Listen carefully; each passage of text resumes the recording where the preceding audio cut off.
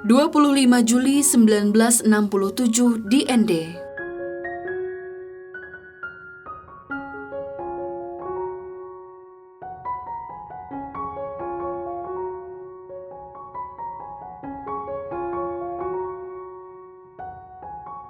(1968) di Mondi.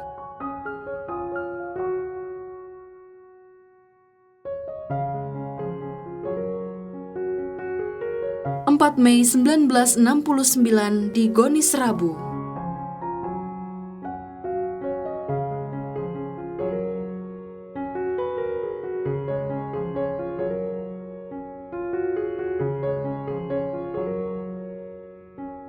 (7 Juli 1969 di Klaten.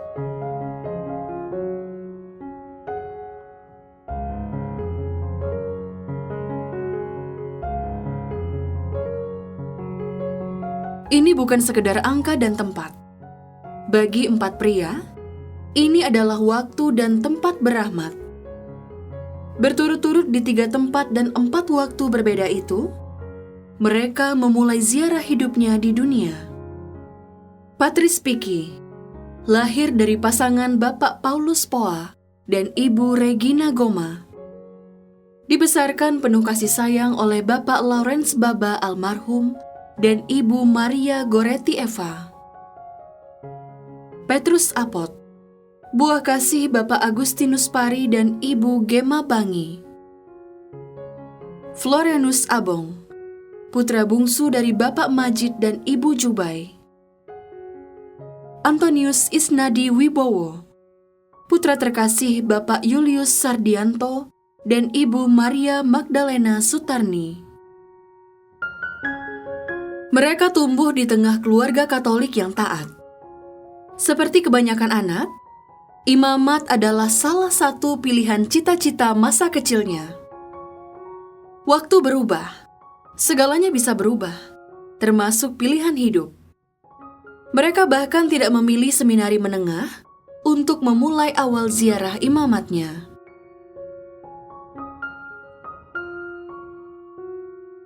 Dulu sebetulnya waktu kecil saya tertarik menjadi seorang guru, sehingga saya masuk ke SPG, Sekolah Pendidikan Guru. Baru dalam perjalanan ketika kelas 1 SPG, saya ditawarkan abang sepupu saya, maukah kamu menjadi pastor? Saya sempat berpikir, lalu kemudian saya mau. Lalu saya tertarik untuk masuk ke Sintang. Saya kirim surat ke Monsinyur Isadora. Dia menanggapi dengan sangat cepat, sangat ramah, sehingga dia mengatakan, pokoknya sekarang selesaikan saja sekolah kamu di SPG, nanti setelah itu kamu dikirim ke Nyerongkop untuk mengikuti topang. Waktu itu tahun 90. Nah, kemudian setelah itu saya kirim ke Bandung, mengikuti tahun rohani bersama rekan-rekan saya, dan kuliah dan seterusnya. Kalau ditanya bagaimana mengalami pertama kali saya dipanggil, mungkin saya akan menjawab, saya tidak tahu. Yang saya tahu, cuman saya ingin jadi pastor. Kenapa saya jadi pastor, mau jadi pastor? Karena memang saya lihat ada nilai-nilai lebih, ada hal yang mengagumkan dari pribadi seorang pastor waktu itu, ya. Waktu itu terutama yang saya lebih mengenal pastor itu ketika saya usia SMP. Di SD ada, karena saya SD-nya di kampung, jadi agak jarang juga pastor datang. Tetapi saya di kecamatan, itu hampir setiap minggu, bahkan seminggu hampir 2 atau 3 kali kami berpapasan melihat pastor. Nah itu, karena sekolah itu dekat dengan paroki. Apa yang menarik bagi saya, sehingga saya mau jadi pastor?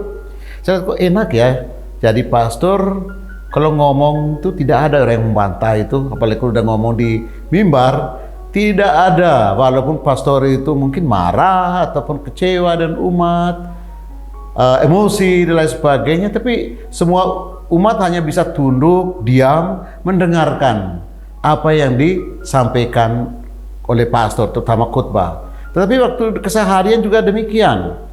Rasa takut dan segan dengan pastor itu luar biasa yang terjadi. Itu yang saya lihat. Kebetulan di paroki saya waktu itu ada pastor Sefni di paroki Nangapenda dan juga pastor Sakariase. Itu sebetulnya kedua figur pastor itulah yang selalu saya kagumi. Itu awalnya ketika saya masih kecil itu menjadi misdinar, melayani pastor-pastor yang datang di situ dan tertarik menjadi pastor. Tetapi ketika saya SMP mau masuk menjadi pastor, masuk seminari, dilarang orang tua karena hanya ikut-ikutan. Maka saya masuk seminari setelah tamat SMA, masuk di KPA, Seminari Menengah Stella Maris Bogor. Nah, di situ kami dibina dan di akhir tahun kami harus melamar, kami harus menjadi imam di mana, atau masuk tarekat, ordo, atau kongregasi, atau keuskupan mana. Tapi siapa mengira, 21 tahun kemudian, di tahun rohani Seminari Tinggi Betang Batara Bandung, keempat pria ini bertemu dengan misi hidup tunggal, menjadi imam Tuhan di Keuskupan Sintang.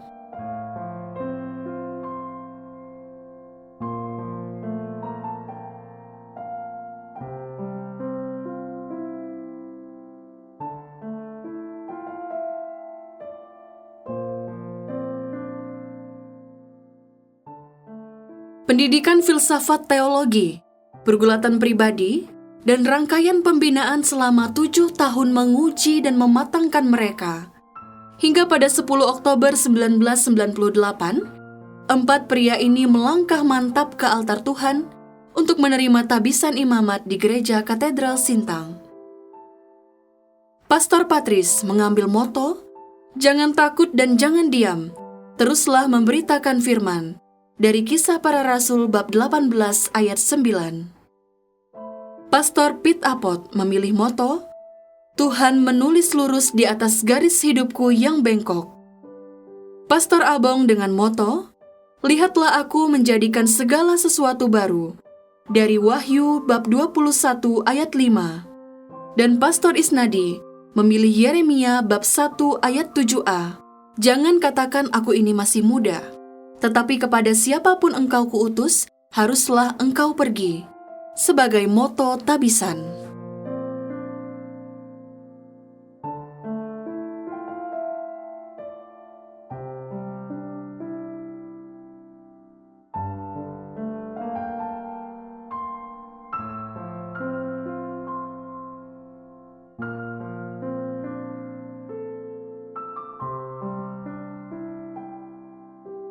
Orang mengatakan tidak terasa sudah 25 tahun.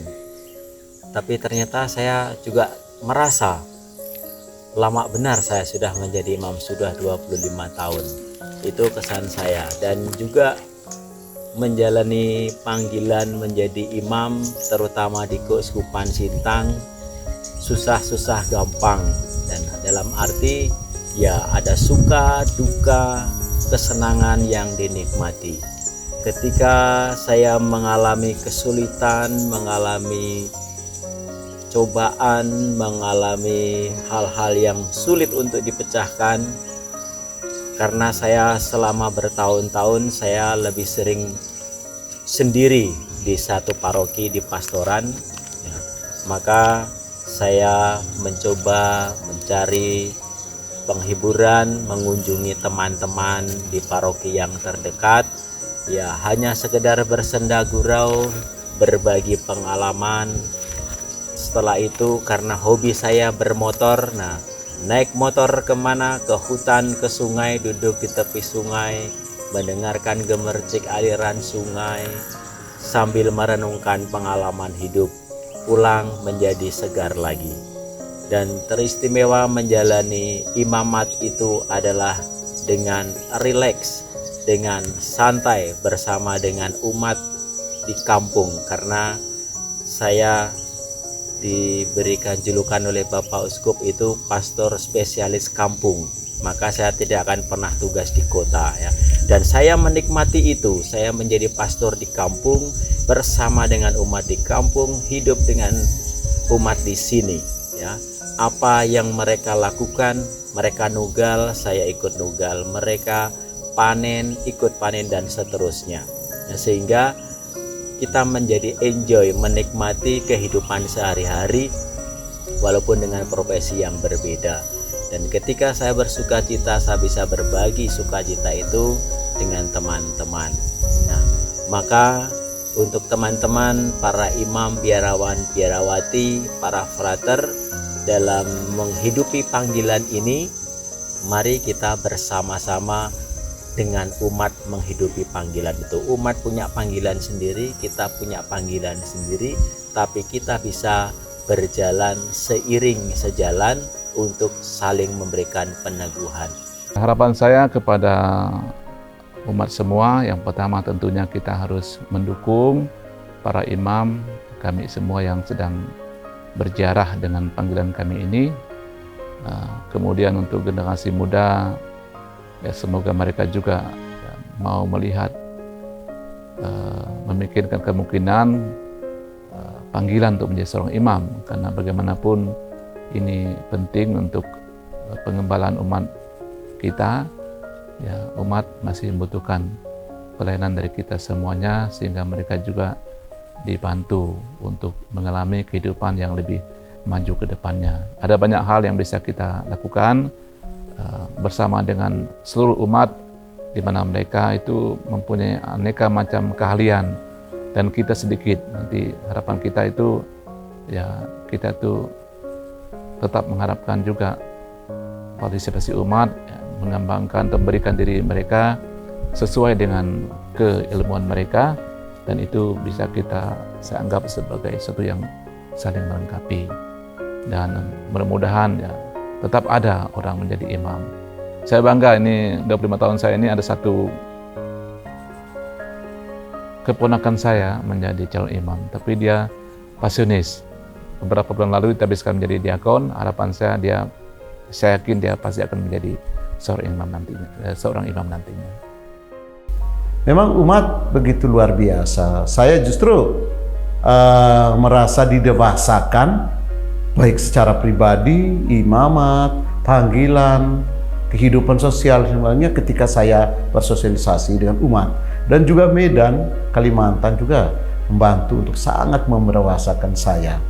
Ya, jadi sekali lagi terima kasih banyak untuk umat, para pastor, teman-teman imam, Bapak Uskup, Monsinyur Agus, terima kasih banyak, Monsinyur Samuel, terima kasih banyak atas dukungan mulia yang diberikan kepada saya.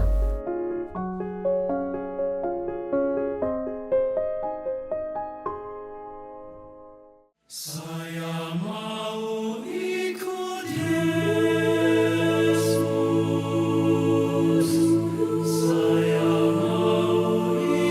25 tahun sudah berlalu sejak mereka memutuskan berziarah sebagai imam Tuhan. Banyak pelosok dan kota yang disinggahi dalam pelayanan mereka. Tak terhitung hati yang disentuh oleh pelayanan mereka. Hari ini, mereka pantas bersukacita bahwa Tuhan yang telah memulai pekerjaannya dalam diri mereka dan terus membimbing mereka menuju akhir. Mari kita bersukacita dan mendoakan agar mereka tetap sehati, setia dan penuh sukacita dalam pilihan hidup serta pelayanannya.